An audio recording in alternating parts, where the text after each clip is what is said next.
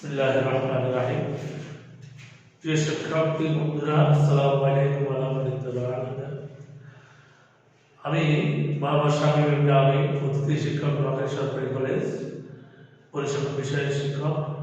আমি তোমাদেরকে এখন আরেকটি ক্লাসে পরিসংখ্যানের প্রথম পত্র থেকে কিছু জিনিস নিয়ে আলোচনা করব। আমি গত ক্লাসে অর্থাৎ 3 নম্বর ক্লাসে তোমাদেরকে পড়িয়েছি তথ্য উপস্থাপনের উপর। তথ্য উপস্থাপন আমরা বলেছি 3 ভাবে করা যায়, যেমন শ্রেণীবদ্ধকরণ, তারপরে তালিকাবদ্ধকরণ এবং গণসংখ্যা নিবেশন। শ্রেণীবদ্ধকরণ এবং তালিকাবদ্ধকরণ আমি বুঝিয়েছি। এখন গণসংখ্যা নিবেশনের উপরে আমরা কিছু আলোচনা করব। গণসংখ্যা নিবেশনের উপরে মোটামুটি বেসিক একটা ধারণা তোমাদের হয়ে গেছে। তো এখন একটু বিস্তারিত আলোচনা করব গণসংখ্যা নিবেশন।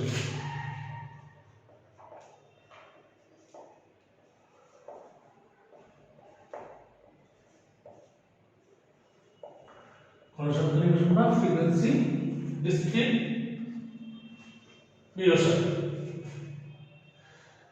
এটা আমরা আলোচনা করেছি।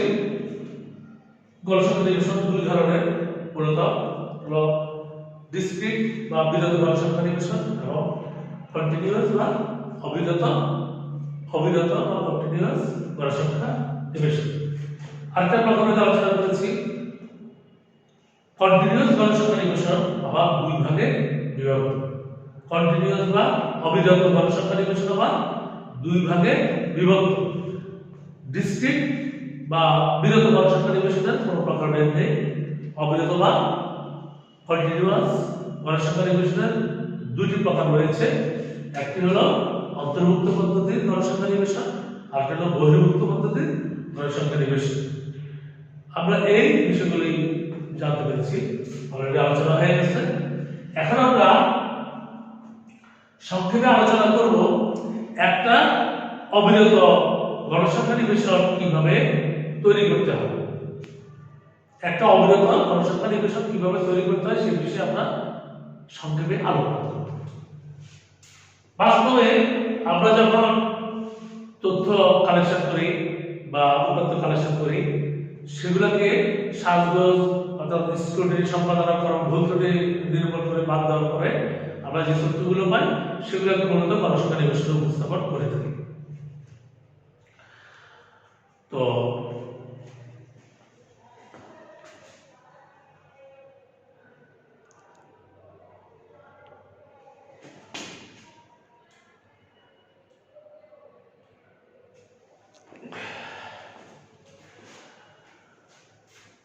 এখানে একটা গণসংখ্যা নিবেশন কিভাবে তৈরি করতে হয় সেটা আমরা এখন শিখব। প্রথমে তথ্য সারির যে মানগুলো দেওয়া থাকে, ধরি আমাদের একটা 100 নম্বরের একটা পরীক্ষা। সেই পরীক্ষায় ধরি 50 জন শিক্ষার্থী অংশগ্রহণ করেছে। 50 জন শিক্ষার্থী, ছেলে এবং মেয়ে উভয় শিক্ষার্থী অংশগ্রহণ করেছে। সেইখানে সর্বনিম্ন নাম্বার পেয়েছে 7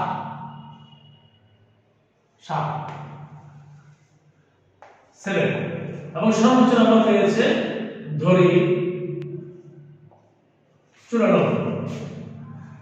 এই 50 জন, এর মধ্যে আরো নানা তথ্যগুলা রয়েছে। 50 জন, দুজনে একজনেই সর্বোচ্চ 94, সর্বনিম্ন 7। এর মাঝে আবার তথ্যগুলো কিন্তু আমি এলোমেলো ভাবে পাবো। আমি এরকম বোঝাতে পাবো না যে 7 সবার আগে আবার 94 সবার পরে।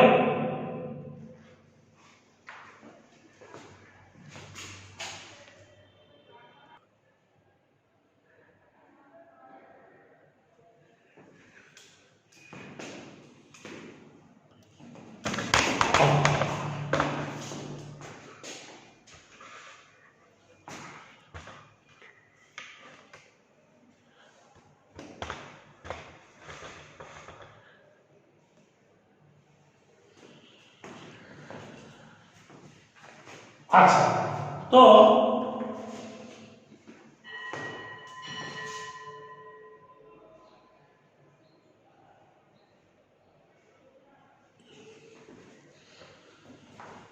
7 এবং 7 এবং 94 আমরা করব কি যে ডাটা সমূহ দেওয়া থাকবে সেগুলোর মধ্য থেকে খুঁজে বের করব সর্বনিম্ন কত সর্বোচ্চ কত সর্বনিম্ন হলো 7 সর্বোচ্চ 94 এর থেকে আমরা রেঞ্জ বা পরিসর বের করব পরিসর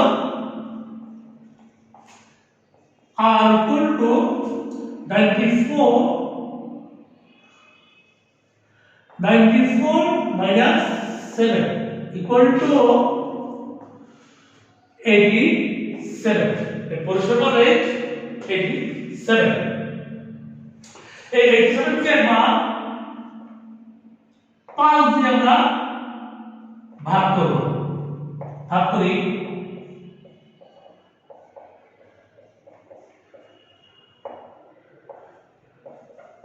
ভাগফলটা পেলাম 17.4 17.4 আবার 25 দিয়ে ভাগ করি এই পরিসর 87 কে 25 দিয়ে ভাগ করি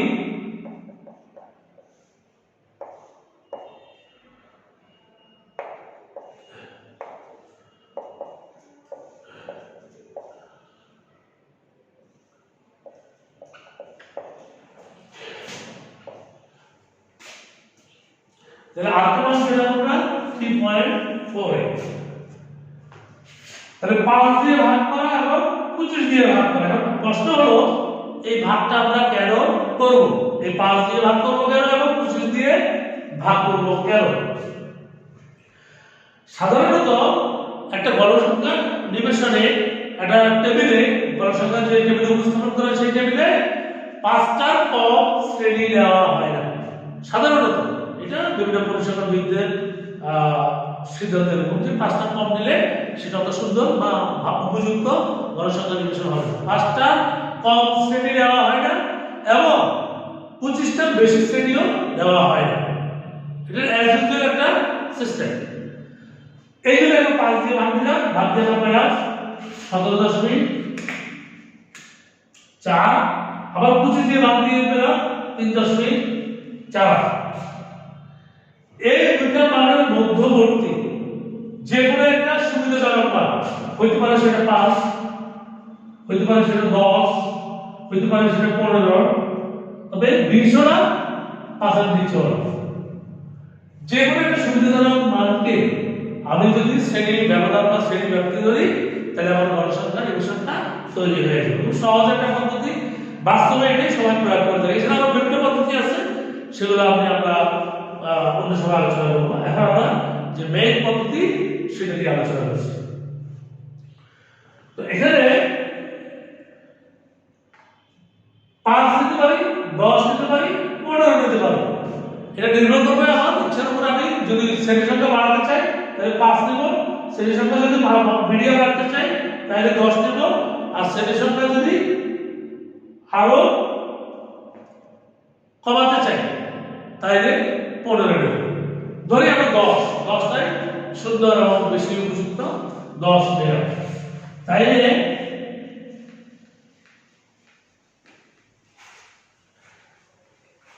আমাদের সর্বনিম্ন মান হলো 7 তাই আমরা কত থেকে শুরু করতে পারি 0 থেকে 10 এই মানটা সর্বনিম্ন মানটা এই ঘরে পড়বে 10 থেকে 20 20 থেকে 30 30 থেকে 40 এভাবে সর্বোচ্চ মান কত 94 90 থেকে 100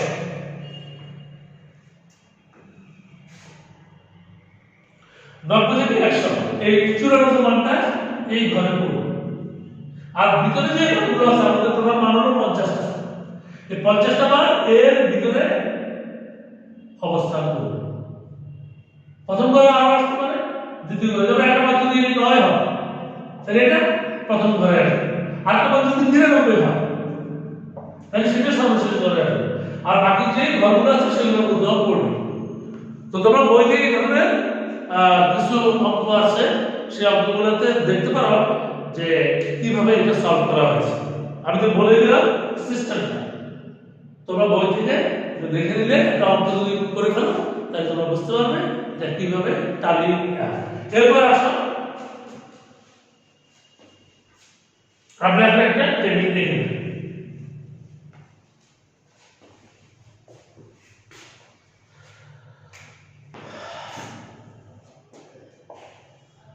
শূন্য থেকে 10, 10 থেকে 20, 20 থেকে 30, 30 থেকে 40, 40 থেকে 50, 50 থেকে 60, 60 থেকে 70, 70 থেকে 80, 80 থেকে 90, 90 থেকে 100।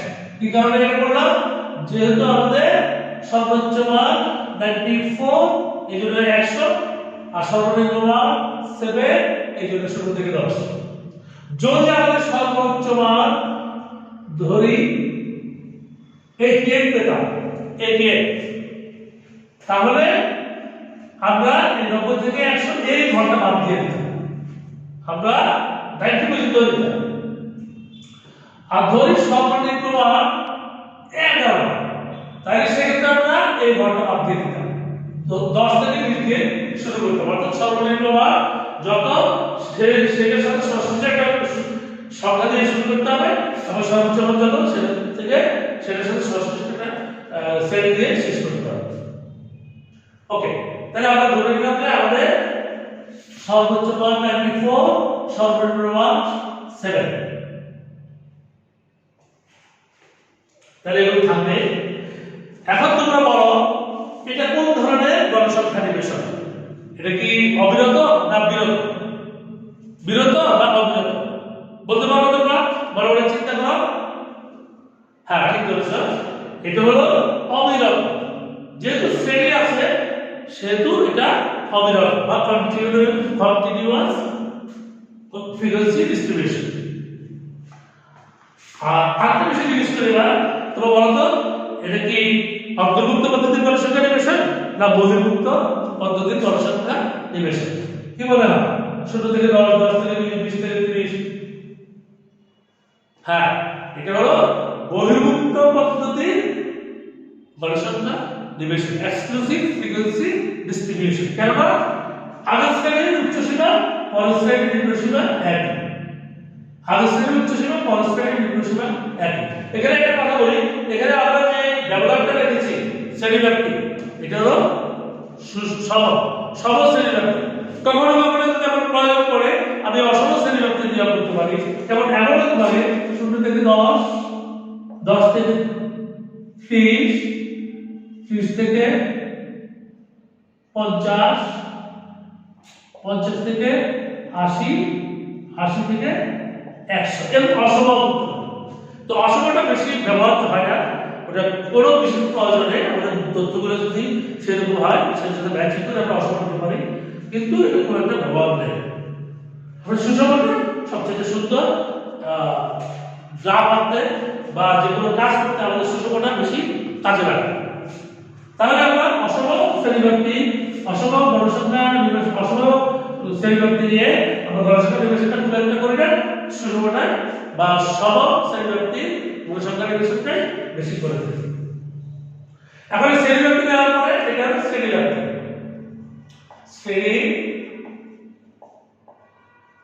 শ্রেণীব্যাপ্তি, এই শ্রেণীব্যাপ্তি কলাম পর আমাদের দ্বিতীয় একটি কলাম আসবে, এটাই একটা গণসংখ্যা নিবেশন। দ্বিতীয় একটি কলাম আসবে ট্যালি।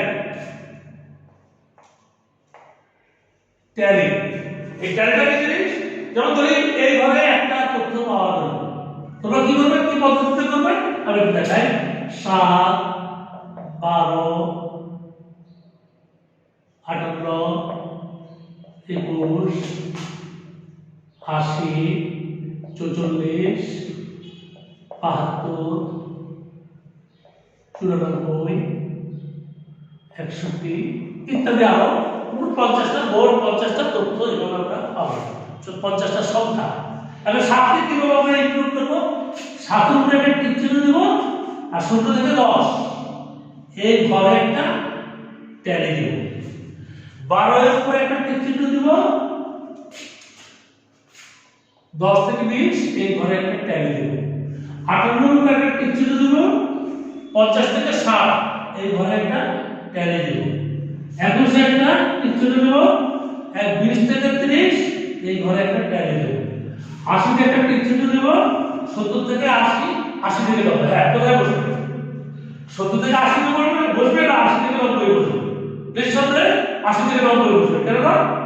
এটা হলো বহির্ভূত পদ্ধতির একটা গবেষণা নির্দেশন। আবার সেখানে আমরা জানি উচ্চ সীমায় তথ্য গৃহীত না হয়, নিম্ন সীমায় গৃহীত হয়, নিম্ন সীমায় গৃহীত হয়। তাহলে এখানে বসবে 80 থেকে 90 একটা ট্যালি বসবে। 44 44 এটা 40 থেকে 50 এ বসবে। 72 এটা 70 থেকে 80 তে বসবে। 94 এটা সর্বশেষ ঘর কত থেকে 100 তে বসবে। 61 এটা 60 থেকে 70 এ বসবে। এইভাবে ট্যালিগুলো আমরা দিতে থাকবো। এইভাবে ট্যালিগুলো দিতে হবে আমাদের। আচ্ছা, তো এই ট্যালি বসতে আরো বসবে, এইভাবে বসবে। এইভাবে 4টা ট্যালি হওয়ার পর যখন 50, এটা তো তথ্য আলাদা হবে 50 তো 50 100 200 না হওয়ার কোনো সমস্যা নেই। এগুলো আমরা টিক দিয়ে দিই। আর আমরা আপনাদের রাখি এখানে যে তার এই নম্বরগুলো পেয়েছি কিন্তু এলোমেলো কমপ্লিটনেস এলোমেলো, এগুলো কিন্তু আমরা গোছায় দেওয়া হবে না আমাদের। আর প্রথম ডাটা পাইছি 7, গোছানোর দরকার নেই। আমি প্রথম ডাটা পাইছি 7, দ্বিতীয় ডাটা পাইছি 12, তৃতীয় ডাটা 58, এভাবে পেতে পারবো। হ্যাঁ, 50 জন স্টুডেন্টের পরীক্ষায় 100 মার্কের পরীক্ষা করতে লম্বা। তো এগুলো এভাবে কথা হলো চতুর্থ ট্যালেন্টে আমরা পঞ্চম ট্যালেন্টে আমরা এইভাবে দিই তাহলে হবে না। আমাদের পঞ্চম ট্যালেন্টে দিতে হবে এইভাবে আড়াআড়ি করে। তাহলে এটা একটা পাঁচটার একটা প্যাক হয়ে গেল, একটা প্যাকেট হয়ে গেল, পাঁচটার প্যাক। ষষ্ঠ দিনে একটু ফাঁক করে এভাবে আবার পাঁচটার প্যাক। এটা দেওয়ার সুবিধা আছে। যদি আমি অনবরত দিতে থাকি তাহলে এগুলো গণনা করতে আমার অসুবিধা হবে, বারবার ভুল হবে, সময় নষ্ট হবে, পরিশ্রম হবে বেশি। সেক্ষেত্রে আমি যদি 5টা প্যাক করে ফেলি তাহলে আমার সংখ্যা থেকে 10টা, 10টি 13টা। খুব সহজে আমরা গণনা করতে পারি। এখানে 3 করতে আগে 16টা। তাই এইভাবে আমরা এবারে গড় সংখ্যা লিখতে পারি। গড় সংখ্যা f ফ্রিকোয়েন্সি। তাহলে এখানে 2, এখানে 3, এখানে 13, এখানে 16, এইভাবে আমরা মোট 50টা মিলাই দেব। একদম নিচে আসলে আমরা লিখব মোট 50টা। আবার তথ্য সংখ্যা 50, সেক্ষেত্রে আবার এখানে টোটাল আসতে হবে 50। তথ্য সংখ্যা 50, মোট উপাদান অর্থাৎ ডাটাগুলো 50টা। তাহলে আমার এখানে এমন ভাবে ডাটাগুলো করতে হবে যেন আমার 50টা ডাটা থেকে গণসংখ্যা যেন 50 হয়।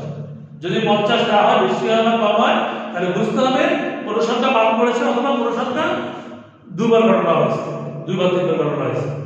সেই ত্রুটি এড়ানোর জন্য আমরা প্রত্যেকটাকে একটা চিহ্ন দিতে পারি। হয় টিক মার্ক দিব, অথবা এরকম আন্ডারলাইন করব, অথবা একটা গোল চিহ্ন দেব।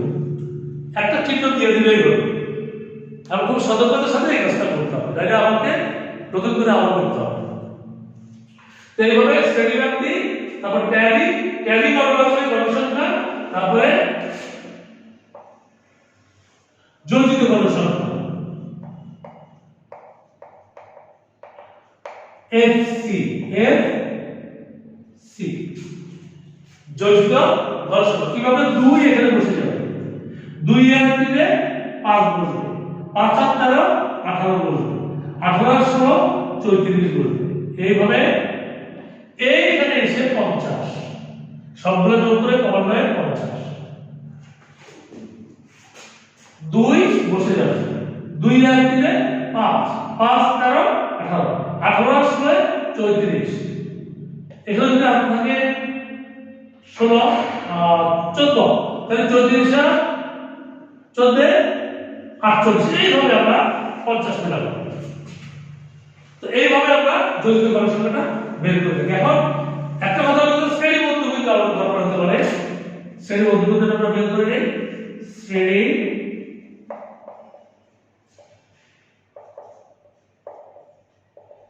শ্রেণী বন্ধুবিদ এটাকে x দ্বারা বা এক্স আই নিতে পারি বা এক্স দ্বারাও সূচিত করি, এটা কোনো সমস্যা না।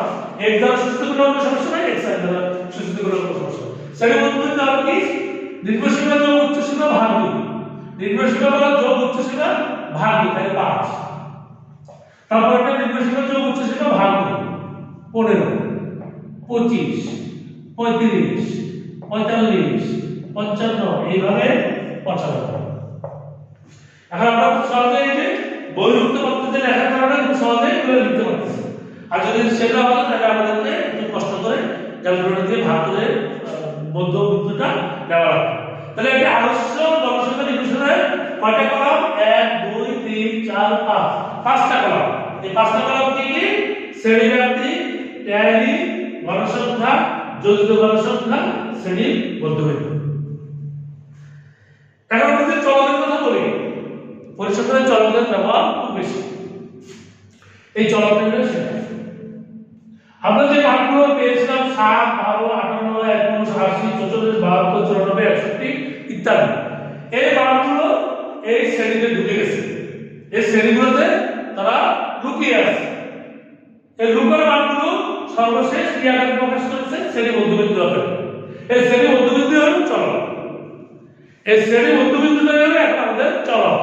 প্রথমে চলক ছিল এগুলা 7 12, এই 7 যদি আমরা চলকের x সংখ্যা সূচিত করি হতে পারে x2 x3 এভাবে x50 পর্যন্ত, কারণ 50 এর মান কথা বলেছি x50 পর্যন্ত, x50। এখন আর সেটা না, এখন কয়টা কলা হয়ে গেছে? 10টা কলা। 1 2 10টা শ্রেণী 1 2 3 4 5 6 7 8 9 10। আমরা যদি এই 10টা শ্রেণীতে 50টা মানকে নিয়ে আসি তাহলে সেগুলো সংযুক্ত হয়ে কি হয়ে গেছে? 5 5 50 25 35 45 55 and so on। এইভাবে আমরা 10টা শ্রেণী মধ্যবিন্দু পেয়ে গেছি। এটাই হলো এখন চলক।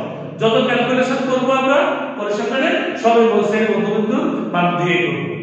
মূল যে আমরা তথ্য সেটা শ্রেণী মধ্যবিন্দুর মধ্যে হারিয়ে গেছে, লুকিয়ে আছে। এই জন্য আমরা শ্রেণী মধ্যবিন্দু নিয়ে কাজ করব, কারণ ওই তথ্যগুলো নিয়ে সরাসরি কাজ করা যাবে না। সেটাকে সংযুক্ত করার জন্য আমার এখানে 50 টাকা না, আমার এমন যদি 500 টাকা নিয়ে কাজ করতে হবে, তাহলে 500 টাকা যদি আমি এবং 20টা শ্রেণীতে বিভক্ত করে ফেলি তাহলে তো আমার জন্য সহজ হয়ে যাবে। 500টা ডাটা নিয়ে কাজ করতে হয়। 20টা শ্রেণী 20টা মধ্যবিন্দু এবং 20টা চলকের মান। প্রথম চলকের মান x1 = 5 শ্রেণী মধ্যবিন্দু, দ্বিতীয়টা x2 15, তৃতীয়টা x3 এভাবে x10 25। এই হলো আমাদের গণসংখ্যা নির্দেশনের মূল আলোচনা। তো প্রিয় শিক্ষার্থী বন্ধুরা,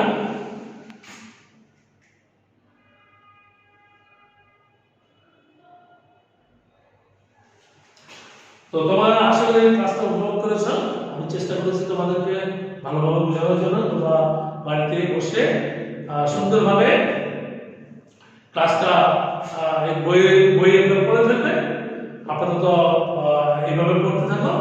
তারপর যখন ইনশাআল্লাহ ক্লাস শুরু হবে, নিয়মিত লাইভ ক্লাস শুরু হবে, অর্থাৎ সরাসরি ক্লাস শুরু হবে তোমাদের সাথে বাস্তবে, তখন ইনশাআল্লাহ আমরা যদি তোমাদের কোনো সমস্যা থাকে সেগুলো আলোচনা করবো। তো এখন তোমরা এইভাবে বাড়িতে বসে তোমাদের একটা হোমওয়ার্ক দিচ্ছি, সেই হোমওয়ার্কটা বাড়িতে এসে কাজটা করবে। দ্বিতীয় অধ্যায়ে গণসংখ্যার বিষয়টার উপরে কয়েকটা অঙ্ক আছে। আমি যে বই পড়েছি বইতে পারছি কোনো বইতে পাবো ওই অঙ্কগুলো। কিভাবে শ্রেণীবদ্ধকরণ গণসংখ্যা নির্দেশন একটা অবিরত গণসংখ্যা নির্দেশন তৈরি করা হয়। বহির্ভূত পদ্ধতি হতে পারে, অন্তর্ভুক্ত পদ্ধতি হতে পারে। সেটা এই ধরনের একটা অঙ্ক, যে কয়টা অঙ্ক আছে সেগুলো তোমরা করে ফেলবা আর বিষয়টা পড়ে ফেলবা। ইনশাআল্লাহ তোমরা বুঝতে পারবে। তোমরা ভালো থাকবে আশা করি। তো করোনা সম্পর্কিত সচেতনতা তোমরা বেশি করে হাত ধুবে সাবান দিয়ে বা হ্যান্ড স্যানিটাইজার দিয়ে, তারপরে নিজেরা ঘরের বাইরে গেলে মাস্ক পরবে আর সবসময় 3 ফুট দূরত্ব বজায় রেখে চলার চেষ্টা করবে অন্যদের থেকে বাইরে গেলে। আর ঘরের বাইরে থেকে আসলে সুন্দর করে পরিষ্কার পরিচ্ছন্ন হয়ে গেলে আর খাবার আগে অবশ্যই হ্যান্ড স্যানিটাইজার দিয়ে অথবা সাবান দিয়ে ভালো করে নিচ থেকে হাত ধুতে করে তারপর খাওয়া দাওয়া করবে।